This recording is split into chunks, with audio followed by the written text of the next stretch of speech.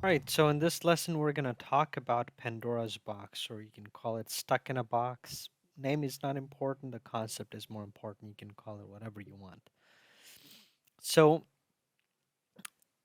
typically, our move is almost always stuck in a box. Okay, I want you guys to focus on this box first, right? We'll just only focus on one box because we know that we have got, just like trends or cycles, we've got local, global, legacy Pandora's boxes as well, right? So I created all, this bigger box like global, or it could be another one like lower or higher uh, Pandora's box that the move could be stuck in. At the same time, the move could be stuck in several different boxes, but we're gonna focus on one box at a time. When we're looking for entries, we focus on one box at a time because when the move is stuck in between one box, it cannot uh, enter into a bigger box. I mean, technically, it will be stuck in a bigger box, but it has to break out of this small box first, right? And then enter into a bigger box. So a typical scenario looks like this, and then we'll look at some examples as well, okay? So a typical scenario looks like this, where you have, so I'll remove this box over here. It's easier for me to draw. Okay. So typical scenario would be something like this, where the move is stuck in between whole levels, right? So let's say it actually dropped from a break, right? The move is dropping like this and then eventually found support on a whole level, right?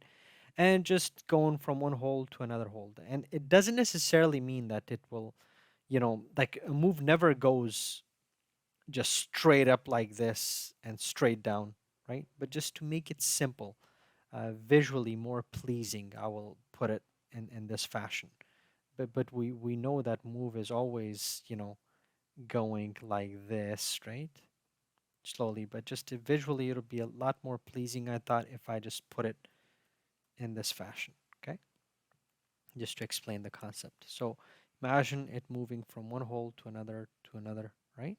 Back and forth. It could be, stopping at one hold over here, going to this hold, whatever hold is over here, and stopping at this hold, But as I said, just for visual fidelity, I will just draw it um, in an ideal scenario, like for instance, like this, right? So going from one hold to another hold, right?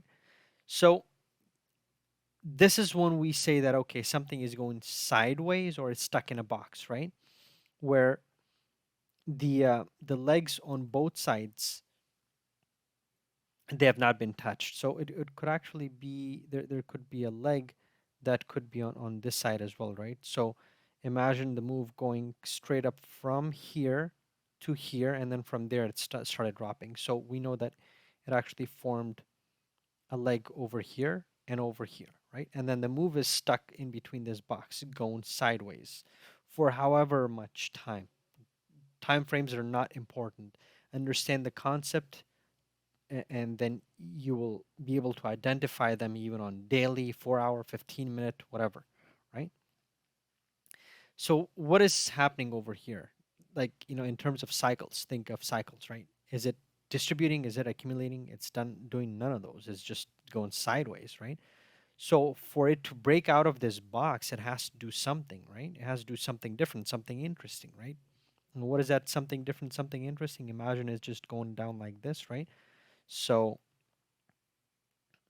it's laddering down, so it created you know, a downtrend, right? So remember, trends, they act as fuel, they act as compression, right?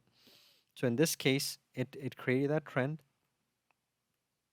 and it's stuck over here. Now it has one or the other, like it only has two things it can do from here, right? Either it will just break this trend and go up, right? Or it will touch this break and we will say that, okay, it's technically, out of the Pandora's box because these are the legs that it cannot touch because when it touches these legs, it technically is it broke the move altogether, right? So in this case, if it touches this leg, the chances are that it will get compressed and it will just completely fall off the cliff over here. Okay, so imagine a scenario where it actually breaks out of this trend, right? And again, it never goes straight up, in a just like in this fashion, it'll just never go up like that. It has all these whole levels that it will have to deal with, right? So it'll go up there, but the point being, again, just for visual fidelity, I'll just draw it like this, for instance, right? Now, when it goes up like this, again, if it gets inversed over here and drops, still it's stuck in a box. What it has to do is, in order for it to break out of this box, it has to touch this leg, either on this side or on this side. If it doesn't do that, it's still stuck in a box, right? So the moment it actually touches this, or ideally even go above this, that's when we can say that, okay, it's out of the box. It has, broken out of one small box, a local box, or Pandora's box that has entered into a bigger Pandora's box, right? A global or legacy Pandora's box. So now, while it is going up, there's another important point um, that I want you guys to pay attention to is you see how when it was dropping over here, it was creating these valleys, just like how we saw in cycles, right? So all of these valleys, let's mark them out as break valleys. But I will put them, since we put this in red color, this one I'll put probably in, I don't know, let's just put them in blue color just to kind of differentiate them from these break valleys. So these break valleys on its way down, right? When, oops, when it actually breaks this downtrend over here, right? These valleys by themselves, they will act as whole levels as well, right? One or more than two candles, they could act as whole levels, right? So even though it was a break valley over here, but when it touches this and gains this valley, has a hard close above it, it could take a support on either one of these valleys and move up, right? If it is going to use these valleys as whole levels, like in blueprint, we refer to them as backside holds because they are the front side holds will be in the current part of the move.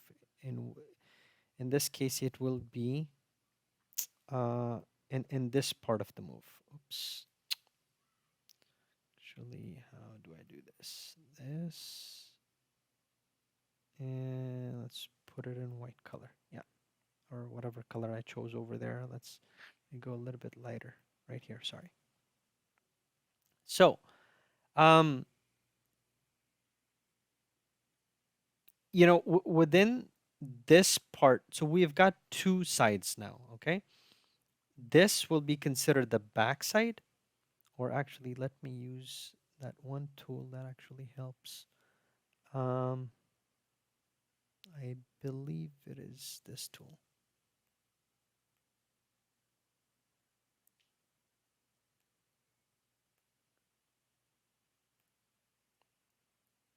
Let me draw that again. Not really used to drawing that or using that tool much. Okay. This is your backside. Okay. Remember, these were those same break valleys that it created on the way down. Okay. These are, this will be considered your backside, and the front side will be in the more current part of the move. Okay. So let's put that in a different color over here, like this, right? This will be your front side. Let's put that in another color. So this is your front side and this is your back side. The more it takes support on the back side, it will have these huge strides, like moving up really like fast like that. Okay. The more it is actually taking support on the current part of the leg, okay, which we refer to as the front side, the slower it will go up. because it will have its own small Pandora's boxes and cycles it will have to break out of. But when it completely ignores or sort of ignores the front side and it kind of treats this backside as its support while it's moving up, that's when we kind of say that we're on the correct side of the Pandora's box, right? Or the right side of the Pandora's box, because then their chances are that we will break out of this Pandora's box really fast. Okay, so this is something else that we need to pay attention to. And let's look at a couple of examples to wrap up this lesson. Um, so the move was stuck in a Pandora's box. All of these, when you go something going sideways like this, like over here, you can say it's stuck in a Pandora's box. But you know what I will do? I will actually take out all of this stuff from here. Actually, put it on invisible for right now. And very locally, like up until yesterday, it was stuck in a Pandora's box. So why don't we look at this box, right? So right here, let's cut this with the replay tool right here. You see how this is a perfect Pandora's box that it created right here. See, you have the break over here, even though it touched it. It happens sometimes. We touch that same level again. This is more butterfly effect stuff, right? Or you could just say that this is where it formed its leg, right? Either way, the most important thing is you have legs on both sides. So you have this leg, right? And then you have this leg, or you can say this leg, right? So you see how it's going sideways from hold to hold to hold to hold. It took support on this hold, found resistance in whatever hold. It could be this hold or whatever hold that is within this leg, right? And that's how it's like. So imagine when it's actually dropping, right?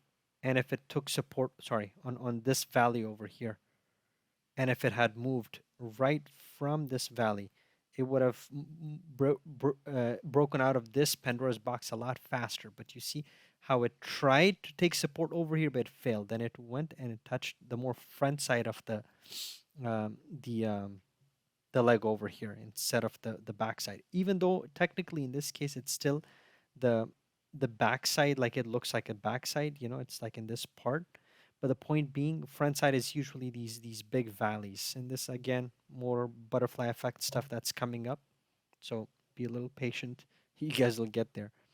But it touched more in the deeper part of the range, and that's why it like slowly moved up and eventually did, right? So if we play the replay tool, you see how it's taking support. Like over here it took support on the backside hold, that's why it moved up instead of going back and touching the front side over here of the range, right? And that's why it actually had such a big move, right? Moved up, and then even when it came down, it took support on this and just boom, just moved up from here. Actually over here you would say, because you could say the same level was touched twice. That's fine, that happens. And here it actually it had a big move over here by 4% or whatever, 5%, then came down and touched whatever backside hold it was over here, right? And then just shot up from there. The point being, this is the Pandora's box, and as I said, the move is always stuck in a Pandora's box. So we could find a Pandora's box on a really big time frame as well. Okay. um, Pandora's boxes, they're quite simple. They're very important. They take a little time to understand. Once you get them, it's like, they seem so obvious. So, of course, now we're very advanced in the cycle, but imagine if when the move was over here, right? Even right now, I mean, the way it is, you can still say it's in the Pandora's box, but I just wanted to kind of show you a little bit better. So, oops. Oh,